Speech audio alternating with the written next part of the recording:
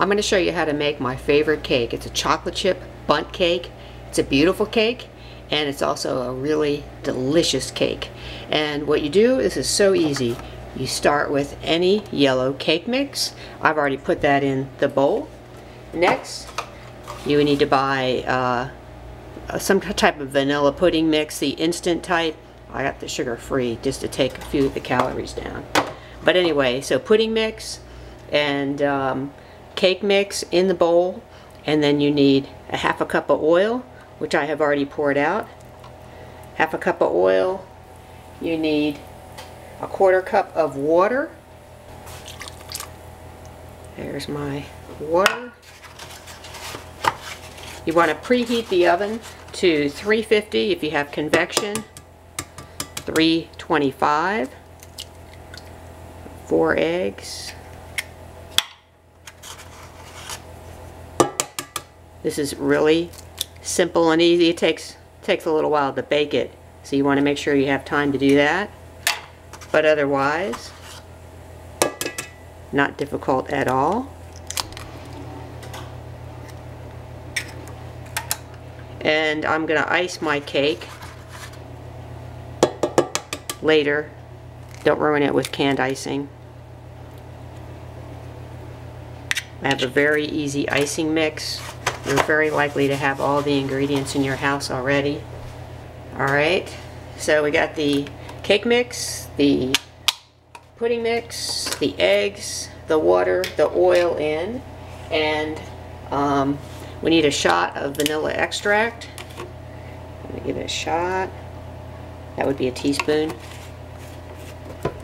And then it calls for 8 ounces of sour cream. So here I went with a fat-free sour cream. This is 16 ounces, so you want to use about half of that. Remember, the top is bigger. Usually I like to measure everything when I'm baking, but I have found it doesn't make that much of a difference if you don't measure it. You can get pretty close with this sour cream without any problem. If you don't have a stand mixer, you can use whatever kind of mixer you like.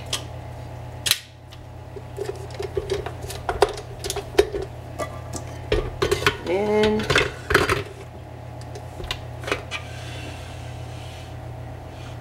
okay, lock that in.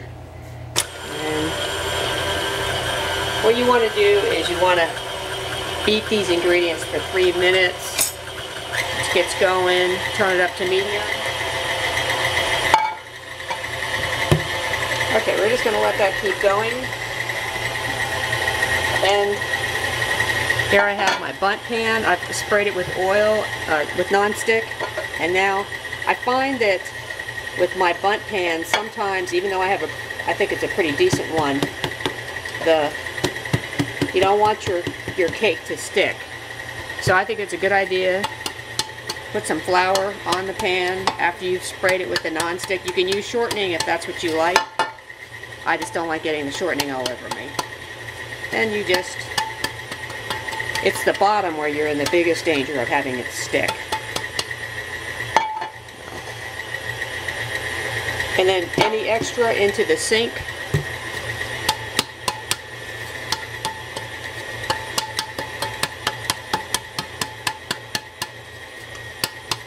And you might be wondering, where are the chocolate chips? I wait and put them in last. What I like to do, the pudding is supposed to keep, oh darn, it's supposed to keep the chocolate chips suspended so that they don't all go to the bottom, but I find that a lot of times they find their way a little bit down towards the bottom, so I go ahead and put in some of the batter. Actually, it's really quite a bit of the batter.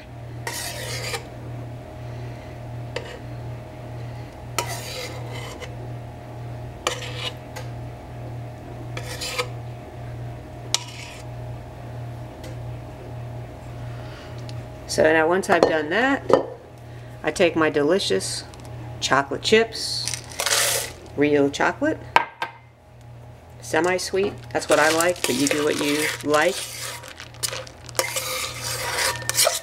Mix it up. And then I want to try to get the chocolate chip mixture evenly distributed so that everybody's slice of cake has some chocolate chips to it. If you find that it's not enough chocolate chips, go ahead and put more in. It's really up to you.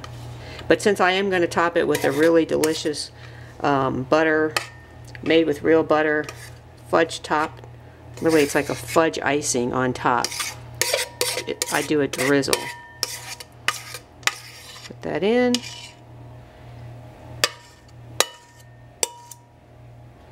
And use a spatula to get the rest of the stuff out.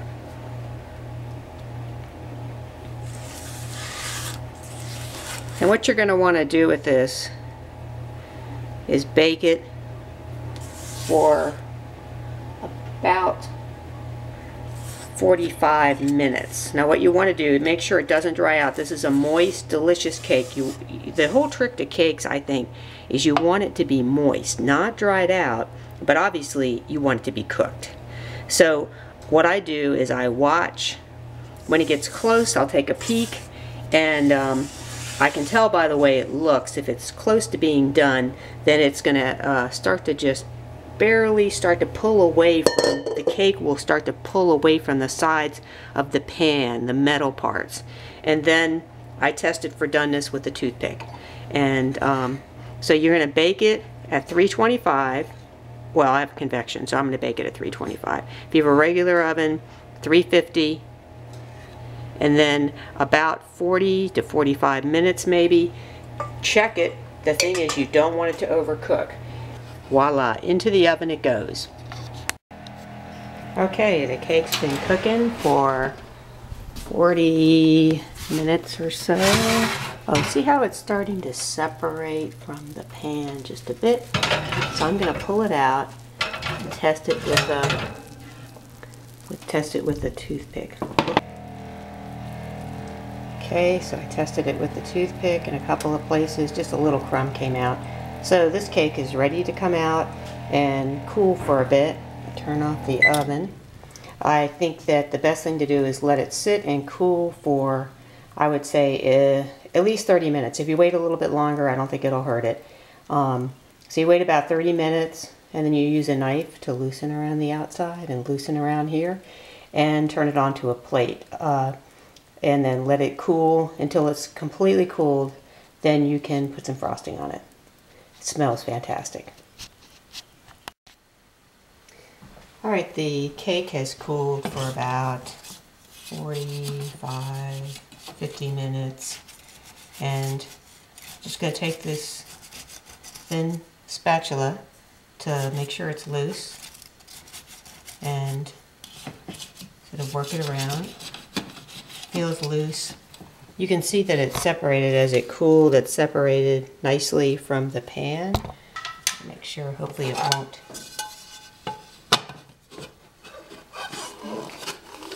Oh, they'll be coming right down.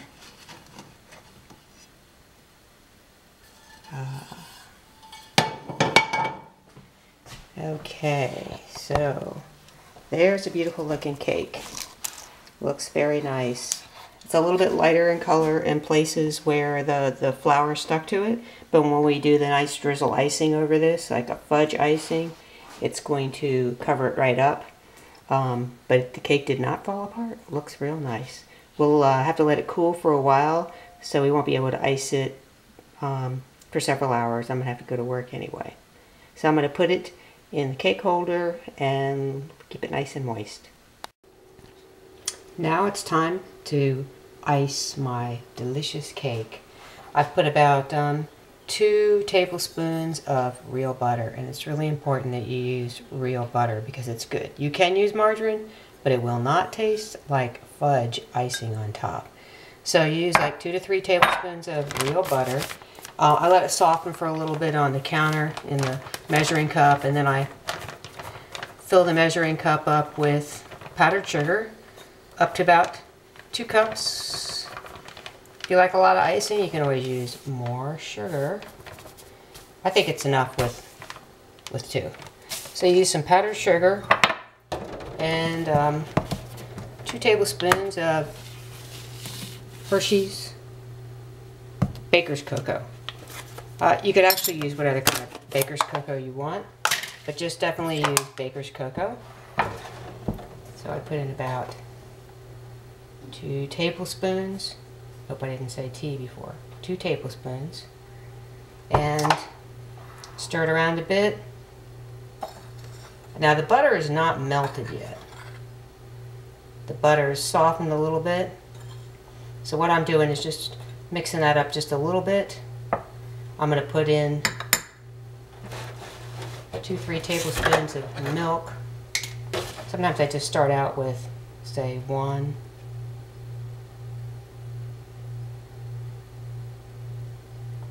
Just get it started. Now it's got to go in the microwave to get the butter melted. Alright, it doesn't take too long for the butter to melt. You can see it's nice and melty in there with the milk. You kind of want to get it combined. You don't want to add too much liquid at one time, or else your powdered sugar might not be quite so smooth. Sometimes it gets those powdered sugar bubbles in it. Not mine. It's nice and stiff, so I'm going to put a little more milk in there and then put it back into the microwave. But what I do is I kind of make this into a drizzle. Thick now, but I get it to the point where it's very pourable. And if you like nuts in your icing, you can put almonds or anything that you like in there, or you can actually just put the almonds on top of the cake. So each time I melt this up, I might have put too much milk in. Ooh, it looks really thin. And if you do find that you put too much milk in, then you just put some powdered sugar in it. That way you can end up with a lot of sugar. Yeah, this is thinner than I meant to make it. But you can see how it's not mixed all the way. You can see that there's those bubbles of powdered sugar I told you about. I have some almonds. I think I will put some almonds on top. That's part of the cake. Not everybody likes almonds. I do.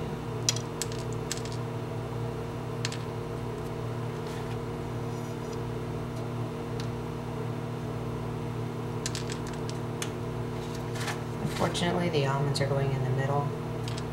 But if I put almonds all over the whole cake, some people won't be so happy.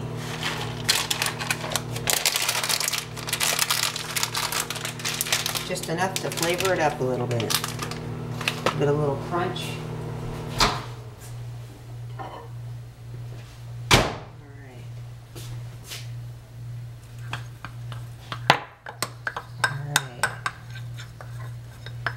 Now this is thinner than I usually make it. Stir it up good. And I'm going to drizzle it over. It'll have a real pretty effect.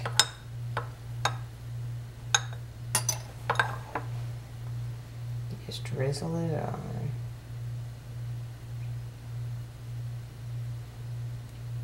Yeah, I think I might regret not putting more powdered sugar in.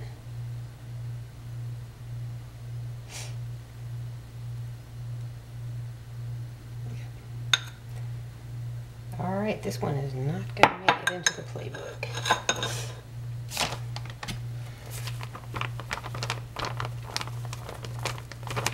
So better to stop and put a little powdered sugar in it.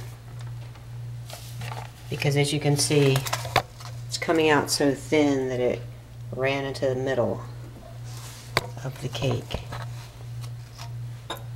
But I'll fix that.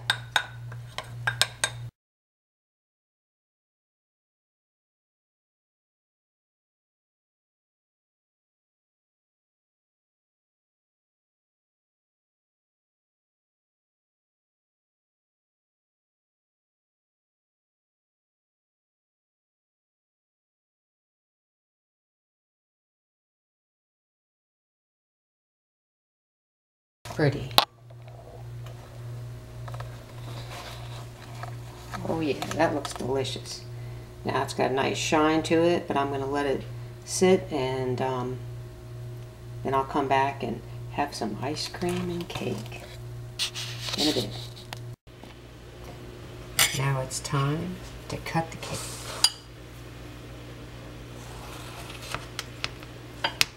This is going to be so delicious. This is an easy chocolate chip cake to make using a cake mix and a few other ingredients. Look how delicious this is. Boy, I'm going to enjoy every single bite.